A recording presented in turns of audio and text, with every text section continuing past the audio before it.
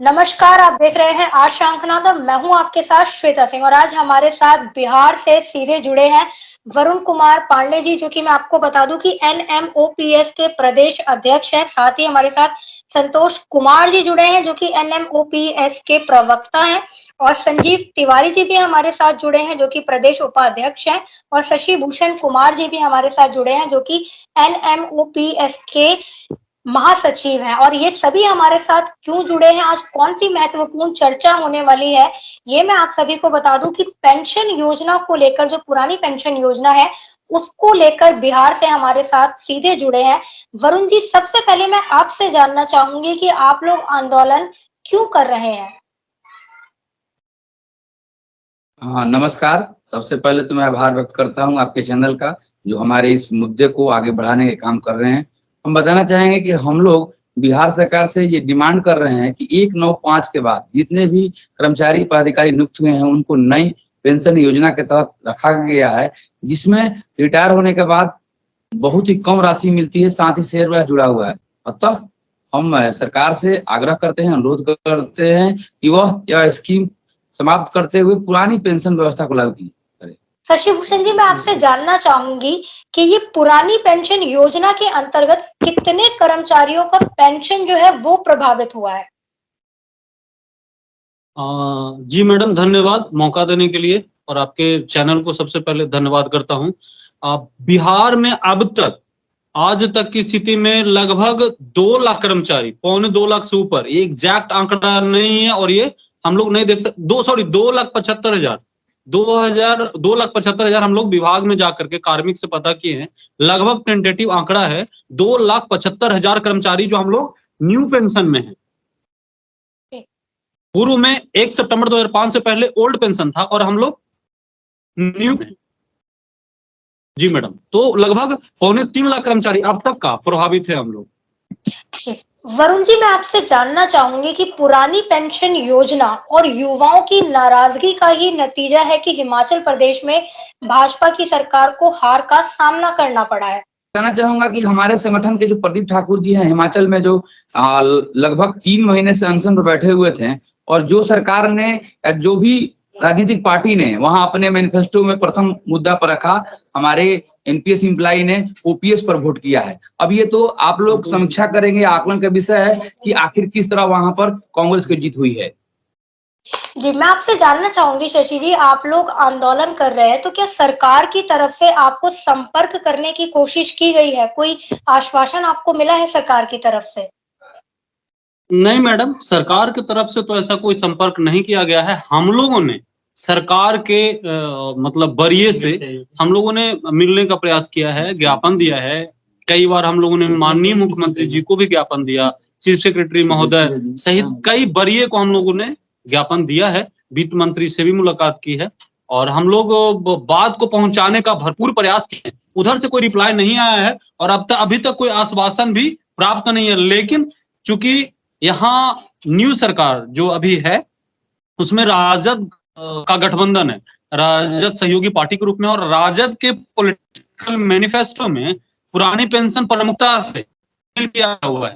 तो हम लोग उम्मीद करते हैं, और चूंकि ये राज्य के हित में है कि पुरानी पेंशन लागू किया जाए, क्योंकि इसको अगर आप ध्यान से देखेंगे तो आप समझेंगे कि हमको पेंशन चाहिए रिटायरमेंट के बाद, यानी आफ्टर 60 ईयर्स, और आफ्टर 60 ईयर्स एवरेज एज कर्मचारियों का ओनली 68 होता है, मतलब 8 साल। हमको पेंशन चाहिए 60 साल के बाद 8 साल का।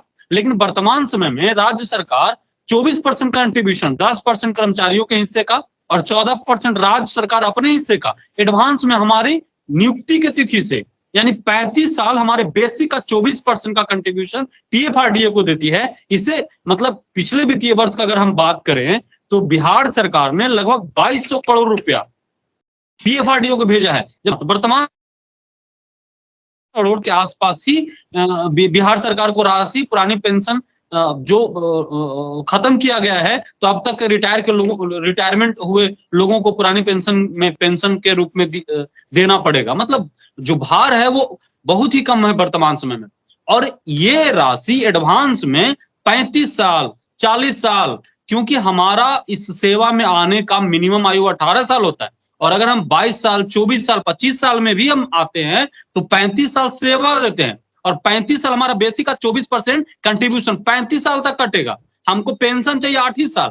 तो एक तरह का राज्य सरकार का क्षति है, राज्य सरकार के कर्मचारियों का क्षति है, क्योंकि हमें उसके बावजूद हमें पेंशन प्राप्त नहीं होता है। हमें 8 साल का पेंशन चाहिए एवरेज, वो 8 साल तो मात्र हमारे बेसिक का 10% भी नहीं मिल पाता है। 8%, 7.5% इस प्रकार से बैठता है और हमारा बेसिक का 24% एडवांस 35 साल, 32 साल, 30 साल तक के कटता है। इसका सारी और वो फिक्स रहता है। मान के चलिए कि हमारा जो पेंशन रिटायरमेंट के टाइम में फिक्स किया गया वो फिक्स हो जाता है। अभी हमारा वेतन लगभग 53,000 रुपया मान के चलिए कि बेसिक है और हमारा वेतन 75-78 रुपया प्राप्त हो रहा है। और अगर हम वर्तमान समय में रिटायर होंगे तो हमारा 2,500 से 3,000 रुपया पेंशन बनेगा।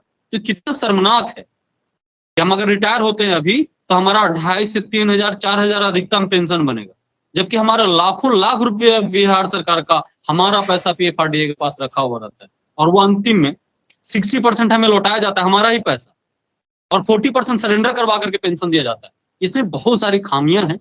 इस पे विस्तार से हम लोग बात करें कभी तो बहुत सारी खामियां पे हम लोग बात कर पाएंगे। जी, वरुण जी, मैं आपसे जानना चाहूंगी कि कितने लंबे समय से आप लोग ये पुरानी पेंशन योजना की मांग को उठा रहे हैं। इसमें क्या-क्या समस्याएं आप लोगों को आ रही है? क्या-क्या संघर्ष आप लोग कर रहे हैं? क्या कोई पॉलिटिकल सपोर्ट आप लोगों को मिला है इसमें? बताना चाहूंगा मैडम, हम लोग 2017 से इस एनओपीएस का स्थापना हुआ, उसी समय से यह आंदोलन पूरे बिहार में चल रहा है। हम लोग बिहार में भी 18 में और 19 में एक रैली किए थे यहाँ पर पटना में संजय गांधी स्टेडियम में। उसके बाद लगातार आंदोलन चल रहा है। अभी हाल ही में हम लोग 1 सितंबर को पिछले साल ब्लैक रिबन मनाए थे, जिसमें बिहार सरकार के सभी कर्मचारी पदाधिकारी ने हिस्सा लिया और काफी आंदोलन सफल हुआ। सरकार तक हम लोग आवाज पहुंचाए हैं और विभिन्न माध्यमों से, और आगे भी हम सरकार से अनुरोध करते हैं, विनम्र आग्रह करते हैं कि वह इस पेंशन को खत्म करे और पुरानी पेंशन लागू करे, अन्यथा हम लोग आगे भी ये बाध्य होंगे कि आगे चरणबद्ध आंदोलन करेंगे। और जहां तक बात रही राजनीतिक दल समर्थन का, तो हम लोगों ने पिछली जो सरकार के समय विपक्ष में हमारे राष्ट्रीय जनता दल के गठबंधन थे, उसमें माननीय तेजस्वी यादव ने विधानसभा में इस मुद्दा को उठाया था और इसके साथ साथ चुनाव के पूर्व अपने घोषणा पत्र में लागू किया था। अभी हम लोगों ने तेजस्वी यादव जी के जन्मदिन पर उनको वादा भी दिलाया है कि आपने ये वादा किया था, अपनी विधानसभा में इस बात को प्रमुखता से उठाए थे, तो उनसे आग्रह किए हैं कि आपकी सरकार अब आ गई है, अब अपने वादा को निभाने का समय आ गया है। मैं बताना चाहूंगी कि अभी जो इसके पहले कांग्रेस के प्रदेश अध्यक्ष मदन मोहन झा जी, उन्होंने अपने ट्वीट करके बताया था, क्योंकि कांग्रेस की पार्टी ने राजस्थान, छत्तीसगढ़ और सभी जगह जहां भी कांग्रेस सरकार है, अभी हाल ही में हिमाचल प्रदेश में लागू करने जा रही है, तो हम लोग कांग्रेस से भी संपर्क में हैं। उनके भी जो यहाँ नेता हैं उनसे हम अनुरोध कर रहे हैं कि वो अपने सरकार, चूंकि वो गठबंधन की सरकार में शामिल है, तो उनसे हम लोग अनुरोध कर रहे हैं कि वो भी अपने गठबंधन जो हमारे माननीय मुख्यमंत्री जी हैं पर ये इनको बातों को रखे, ये पुरानी पेंशन व्यवस्था लागू किया जाए, क्योंकि यहाँ के भी कर्मचारी लंबे समय से आंदोलनरत हैं। आपसे जानना चाहूंगी शशि जी कि आप लोगों की सरकार से क्या मांग है? क्या सिर्फ एक पुरानी पेंशन योजना लागू करना, या फिर इसके साथ साथ इसमें कुछ सुधार या कुछ कमियां जो आप अभी बता रहे थे, तो क्या-क्या मांगे हैं आपकी सरकार से? किसी भी प्रकार का कोई सुधार भी अगर कर दिया जाता है तो हम लोगों को मान्य नहीं है। हम लोग अपने राज्य के सभी कर्मचारियों का आवाज को आपको मैं बताना चाहता हूं कि बिहार सरकार के जितने भी कर्मचारी 1 सितंबर 2005 के बाद नियुक्त हुए हैं, वो सभी सिर्फ और सिर्फ पुरानी पेंशन चाहते हैं। उसके अलावा किसी तरह का कोई और सुधार या किसी प्रकार का और कोई प्लान नहीं चाहते हैं। हमें सिर्फ और सिर्फ पुरानी पेंशन चाहिए, जो पूर्व की भांति हमें दी जाती थी, हम कर्मचारियों पदाधिकारियों को दी जाती थी। जी, बिल्कुल। वरुण जी, मैं आपसे जानना चाहती हूँ कि अगर पुरानी पेंशन योजना लागू नहीं किया जाता, तो ये आंदोलन कब तक चलता रहेगा और क्या इसका असर 2024 के चुनाव के परिणाम में भी देखने को मिल सकते हैं? जी हाँ, मैं बताना चाहूंगा, जिस तरह हिमाचल के हमारे साथी, हमारे सारे कर्मचारी पदाधिकारी ने अपने ओपीएस के लिए वोट किया, उसी तरह हम लोग भी पूरे देश में ये मुहिम चला रहे हैं कि जो हमारी बात करेगा हम उस पर वोट करेंगे, हम ओपीएस पर वोट करेंगे। जो दल अपने मैनिफेस्टो में लागू करने की बात कहेगा, हमारी बात को रखेगा, हम उसी को वोट करने जा रहे हैं। शशि जी, मैं आपसे भी यही जानना चाहूँगी कि अगर आप लोग जिस तरीके से आंदोलन कर रहे हैं, अगर आपको इसके परिणाम आपके स्वरूप नहीं मिलते, तो क्या 2024 का जो परिणाम होगा, वो कुछ और हो सकता है? यानी कि जिस तरह से हमने हिमाचल में देखा, तो कुछ ऐसी चीज़ें देखने को मिल सकती हैं? बिल्कुल, हिमाचल के रिजल्ट के बाद, हिमाचल के आंदोलन के बाद, हिमाचल में जो हमारे नेता, हिमाचल के संगठन में जो काम कर रहे थे, सारे कार्यकर्ता, सारे कर्मचारी ने एकजुटता का परिचय दिया है। इससे एक बहुत अच्छा मैसेज गया है पूरे देश में, खास करके बिहार में। बिहार प्रांत में एक मैसेज गया है कि अगर हम सभी कर्मचारी एकजुट होकर के अपने पक्ष का अगर बात करें, अपने डिपेंडेंट के लिए अगर बात करें, तो हम लोग कुछ भी कर सकते हैं और मांग मनवा सकते हैं। उम्मीद है कि इन चीजों को ध्यान में रखते हुए, चूंकि ये सामाजिक सुरक्षा का बात है, ये देश के कल्याणकारी राज्य की अवधारणा का बात है, इस हिसाब से भी देश की सरकार और राज्य की सरकारें इस पे विचार करेगी और लागू करेगी। अगर लागू नहीं होगा तो हम लोग अपने डिपेंडेंट, अपने पूरा फैमिली, हम लोगों का जो फैमिली है, जो हमारे वेतन के ऊपर डिपेंडेंट है, वो सभी लोग, हमारे परिवार के लोग ओपीएस के पक्ष में, पुरानी पेंशन के पक्ष में वोट करने वाले हैं 2024-2025 को। जी, मेरा बिल्कुल आपसे आखिरी सवाल होगा शशि जी इस प्रोग्राम का। मैं आपसे जानना चाहूँगी, अगर आप लोग जो आंदोलन कर रहे हैं, इसमें आपको परिणाम अपने स्वरूप नहीं मिलते हैं, तो आपकी आगे की रणनीति क्या होगी? आगे का आपका जो काम का रूपरेखा होगा, वो किस तरीके से होगा? आगे आप लोग और क्या चीज़ें करेंगे? अगर हम सरकार लोग आपकी बात और नहीं मान हम लोग सरकार से निवेदन करते आए हैं, आगे भी करेंगे। फिर हम लोग चरणबद्ध आंदोलन की तरफ हम लोग बढ़ेंगे। हम लोग चुनाव के बाद भी अगर लागू नहीं हो पाया, चुनाव में अगर ये चीज घोषणा नहीं हो पाता है, उसके बाद भी लागू नहीं हो पाता है, तो हम लोग स्ट्राइक की तरफ बढ़ेंगे। पूरे बिहार के सभी कर्मचारी एकजुटता का परिचय देकर के बिहार में स्ट्राइक होगा, क्योंकि ये राज्य सरकार के हित का भी बात है, हमारा हित का तो बात है ही है। हम, क्योंकि हमारा नियोक्ता राज्य सरकार है, राज्य सरकार हमें वेतन देती है, तो राज्य सरकार का भी हित का बात है। पीएफआरडीए के पक्ष में ये जो हमारा पैसा राज्य सरकार से निकाल करके पीएफआरडीए के द्वारा मार्केट में लगाया जाता है, जिसमें कि गारंटी नहीं होती कि हमारा मूलधन भी वहां सेफ रह पाएगा या नहीं रह पाएगा। इस महीना में अगर मेरा मूलधन वहां 14 लाख रुपया है, अगले महीने में 13.5 लाख होगा, या एक जी, स्थिति से जूझने के लिए, प्रत्येक स्थिति से जूझने के लिए, लड़ने के लिए हम लोगों ने रणनीति बना रखी है। किसी भी स्थिति में यहाँ पेंशन की बहाली करवाएंगे, पुरानी पेंशन की बहाली करवाएंगे। अगर नहीं होता है 2024 या 25 इलेक्शन तक नहीं हो पाता है, तो हम लोग चरणबद्ध तरीके से आंदोलन की तरफ बढ़ेंगे। स्ट्राइक की तरफ भी बढ़ सकते हैं, स्ट्राइक में भी हम लोग जा सकते हैं।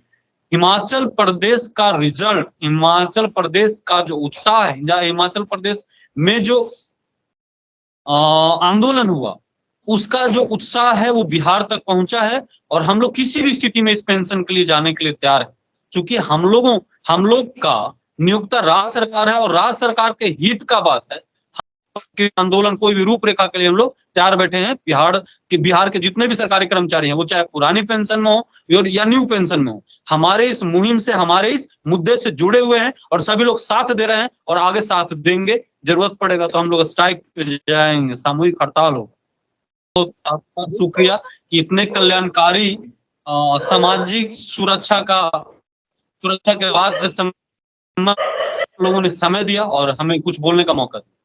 वरुण जी और शशि भूषण जी, आपका बहुत-बहुत आभार कि आपने हमें बताया कि पुरानी पेंशन योजना को लेकर किस तरह से हमारे अपने ही देश के जो नागरिक हैं, वो किस तरह से परेशान हो रहे हैं और सरकार जो है वो सुनने को अभी तक तो तैयार होती हुई नज़र नहीं आ रही है। लेकिन इस पे सरकार का क्या रवैया होने वाला है, ये देखना काफ़ी दिलचस्प होगा। और आप लोग जिस तरीके से संघर्ष कर रहे हैं, जिस तरह से आपने बताया आपको बिहार की जनता का सपोर्ट भी मिल रहा है और इसका परिणाम हमने हिमाचल के इलेक्शन में भी देखा, तो क्या 2024 के इलेक्शन में भी इसका परिणाम जो है वो बदल सकता है, ये भी देखना काफ़ी दिलचस्प होने वाला है। साथ ही मैं अपने सभी दर्शकों का भी आभार करना चाहूँगी कि आप हमें हमेशा सुनते हैं, देखते हैं और इसी तरह आप हमारे साथ जुड़े रहिए, देखते रहिए और पुरानी पेंशन योजना को लेकर जितनी भी खबरें होंगी, वो सबसे पहले आपको दिखाई जाएँगी आज शंखनाद पे। तो आप सभी जुड़े रहिए और देखते रहिए आज शंखनाद।